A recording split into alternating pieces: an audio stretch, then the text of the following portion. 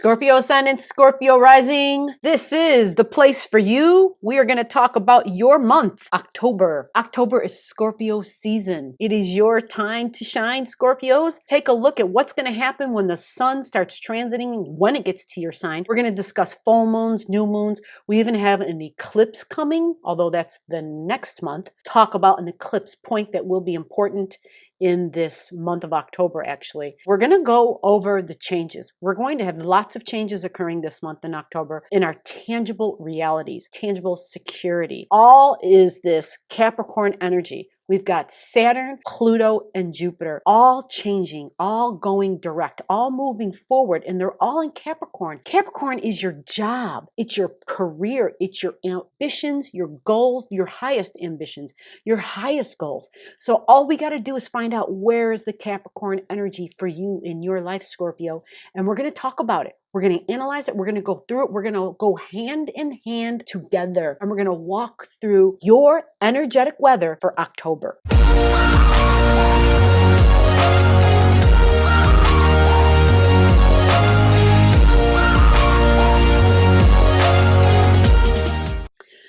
We got to begin with September. September, at the end of September is when Saturn stood still. Now, Saturn is always in Capricorn, has been there for 2 years, almost 2.5 years actually, and will be leaving Capricorn. I'm going to tell you about that at the end of the video. When is Saturn leaving Capricorn? Saturn will be going direct. So what happens is, it's all about your Capricorn energy. Your Capricorn, again, let's dissect Capricorn really quickly so we understand this. Even if you don't know astrology, that's okay. You don't have to know astrology. All you got to do is listen. Job, career, highest hopes, goals, and ambition. What have I been working on for a really long time? What is it in my life that I have been trying to achieve that has always just seemed to be taking forever? What is it that I have been doing in my life? What has been a tangible goal of mine? What is it that I want that I think will help me to attain tangible security? That is your Capricorn energy. It is an area of your life where you just keep plugging away. It's an area of your life where there's just this ladder you have to climb. And if you were to ever try to take any shortcuts, you get knocked back down to the bottom rung. And you just have to start all over again. Saturn is this area of your life. Saturn and Capricorn. Saturn rules Capricorn. So whenever I say Saturn, whenever I say Capricorn, we're really talking of the same exact things. My career, my highest hopes, goals, ambitions. Capricorn energy is boss energy. It's the CEO, the one in charge. It's the authority figure in your life. That could be dad. That could be mom. It's masculine energy, but it's a masculine being who somehow is someone that you look up to. They could be older than you. They could just somehow appear wiser than you. They feel wiser than you. Capricorn energy for a Scorpio ascendant, Scorpio rising is typically going to be in your third house. Your third house. Now, if you're new here, I want to say to you, hello. My name is G, and all I do is talk about the energetic frequencies. Talking about astrology in ways that it's going to apply to your day-to-day life. How do you understand it? Hopefully there are some words that I use. Hopefully I'm connecting in with you. And if nothing more, you can hear my soul talking to your soul. If nothing more, your soul hears what I have to say and it resonates somehow for you deeply, where you may not understand everything, but enough to know that what you're hearing, there's some truth in it. There might even be a lot of truth in it, but it's for you to decide what is true for you. So at this point, this is where you figure out, is what I'm hearing legit? And if it is, you keep watching. Once you hit that 3-minute mark, which we are already past now, we're already like on the 4-minute mark, this is where you hit the thumbs up in the video. These thumbs ups are really important. This is how YouTube knows that I'm doing something right. So take a moment. I will stay quiet. Go ahead, give a thumbs up, even say something to me, meet me, talk to me. I want to talk to you. Let me hear what you have to say. Go down to the comments and put in a word or two. Even if it's as simple as, this is where you said to say hello. That's fine. I'll be on this end chuckling, and that'll be great because that's what I want to do. I want to meet you. And there's no way to do that but in the comment section below.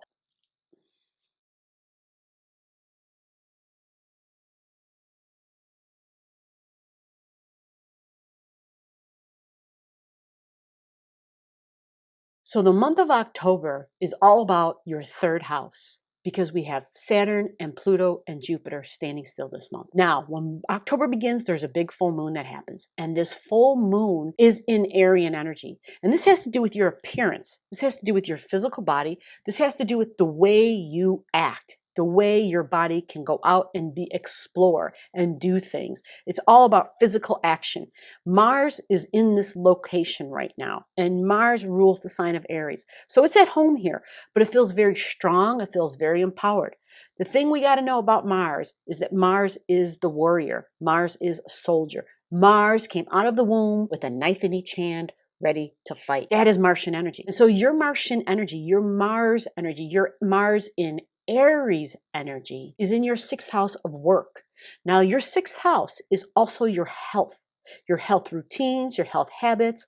So there might be, you might be that person who's always starting a new workout routine, a new health regime, because having Aryan energy there, Aries energy, they like to start stuff.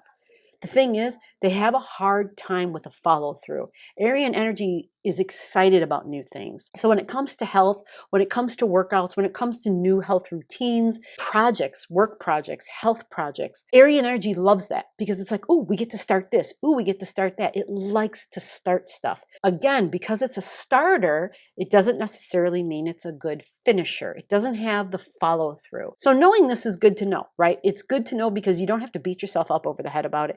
You don't have to feel bad about it. But what you can know is I really need to find some system, some job, first of all, or a job as in the J-O-B job, or a health routine, a workout routine, health habits that are not only going to be good for me, that are going to be easy for me to incorporate into a daily routine. This will be important. It's got to be something that gets you fired up. It's got to be something that keeps you physical and moving. There's got to be physical action involved here. Got to be physical activity. For some people, they would say, oh, the 6th house placement means, you're doing yoga, you're doing alternative health routines.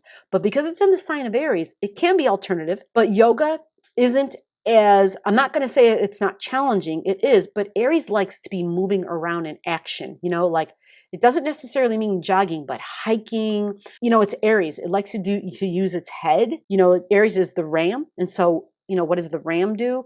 The ram, puts the head down and just kind of rushes towards something, but it wants to be moving. It's more about moving and less about thinking. It's not big on thinking at all. It would rather just it would like to take shortcuts. It would like to be able to just go ahead and elevate and get there really quickly. It wants to move fast. Matter of fact, Aryan energy always feels like everybody else is moving too slow. And so this would be good to know because this is an area of your life, especially in work projects, work routines, health habits, health routines, where everybody around you seems to be, on the page that you just came off of, or they're in yesterday and you're already into tomorrow.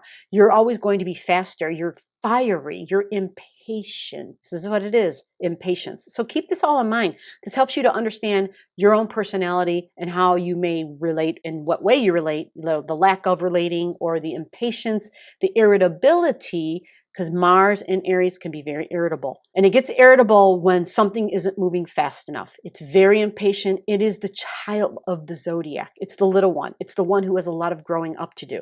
Now, we all have this somewhere in our life. We all have this Aryan energy and this Martian energy, this lack of thinking and this rushing energy somewhere. So don't feel like I'm saying something to you that's being mean, because that's not it. I have Aryan energy somewhere in my life. We all have these same things.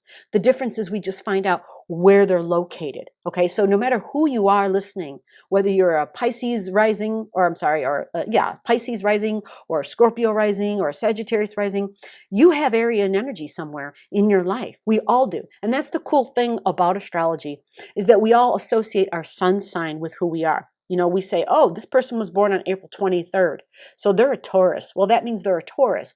Well, these readings are literally rising sign readings, which are not birthday readings.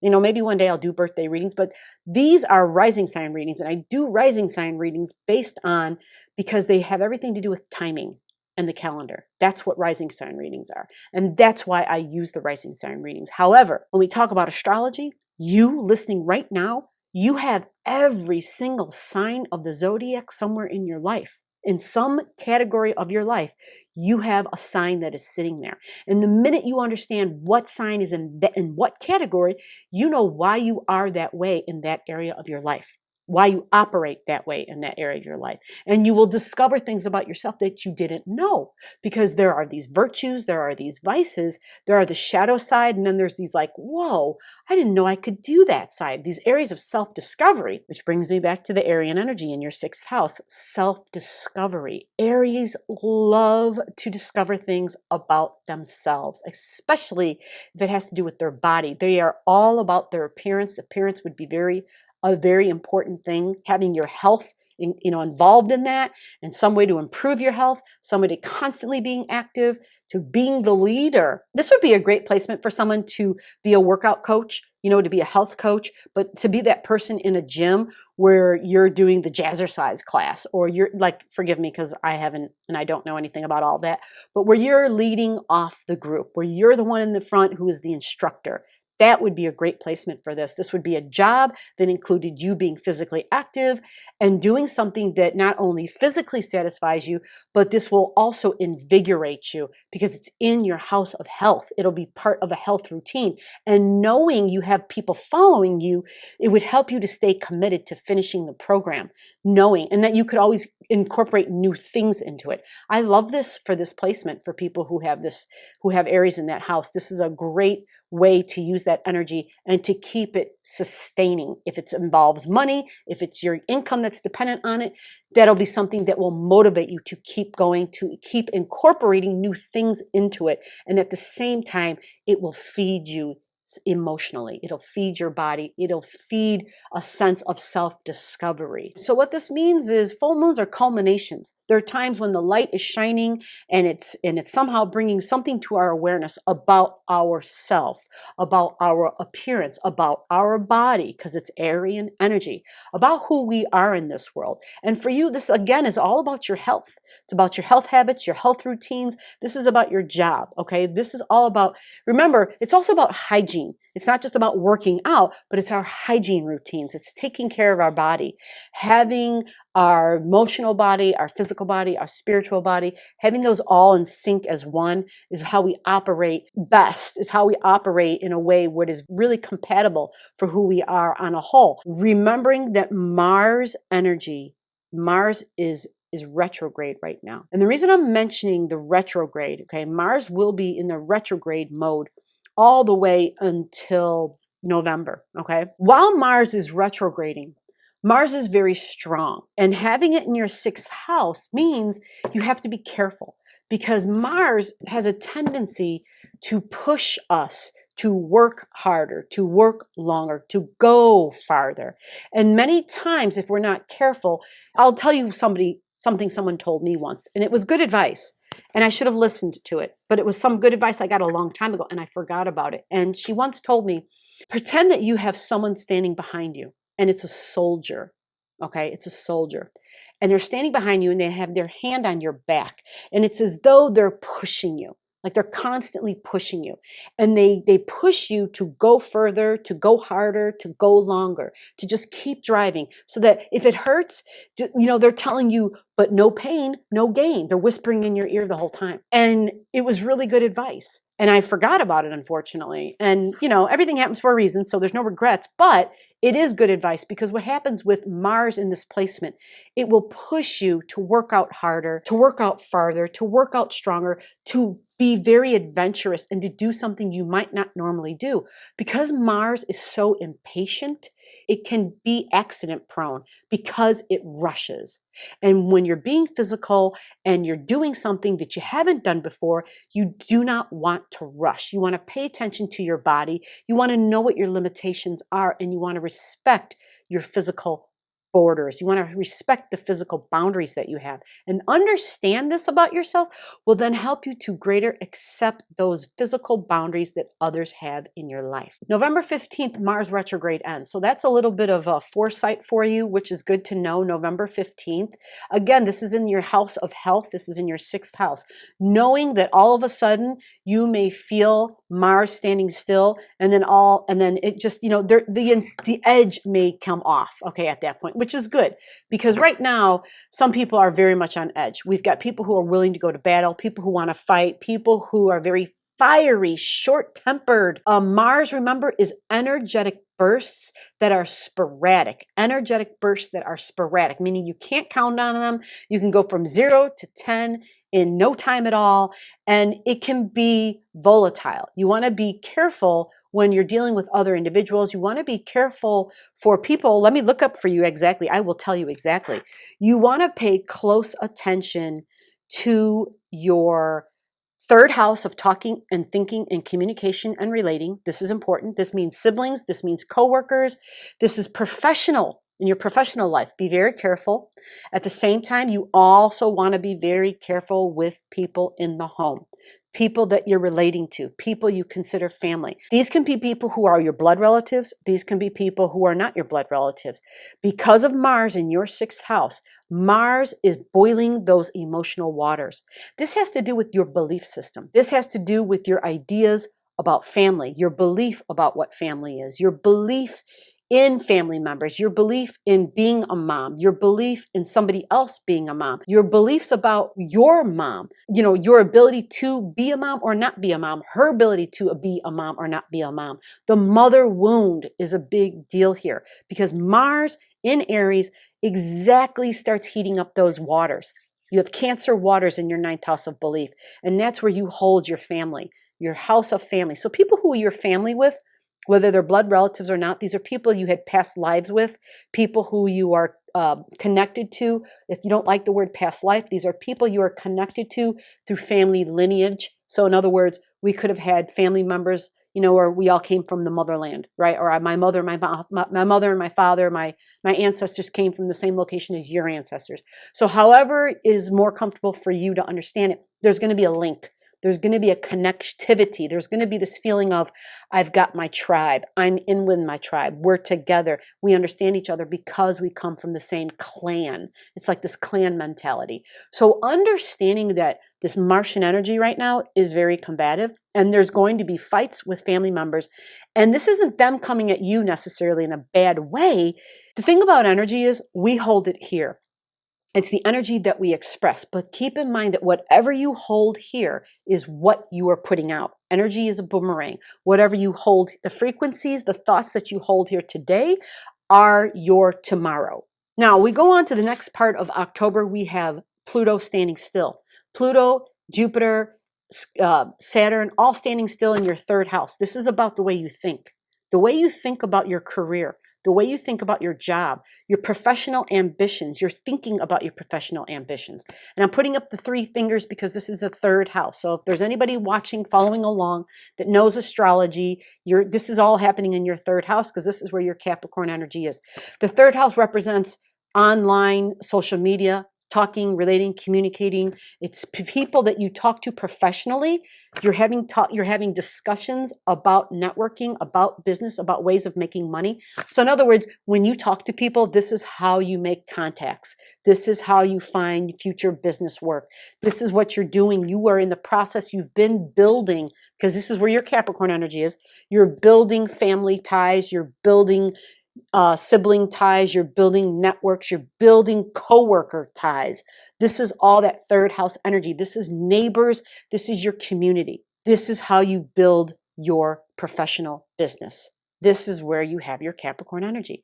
If it's been slow, if you've had some stagnation, there have been rules and restrictions, right? We're all living in a world of virus. There's going to be a change now. There's going to be lots of changes, and that doesn't mean that they're all set in stone. They're going to be changing again, all right? So if you are living in places, some places are releasing restrictions. What we're going to find out is come the October 26th, we're going to be finding likely that there's going to be a rise in the Rona cases, because we have angles up in the sky between the North Node and Neptune. They're squaring at 90 degrees. And it's North Node in Gemini. And Gemini is our ability to talk and relate and communicate. It's also social media. So it makes things disappear. That's what Neptune does. It literally has the power to make something disappear. It has the power to dissolve things.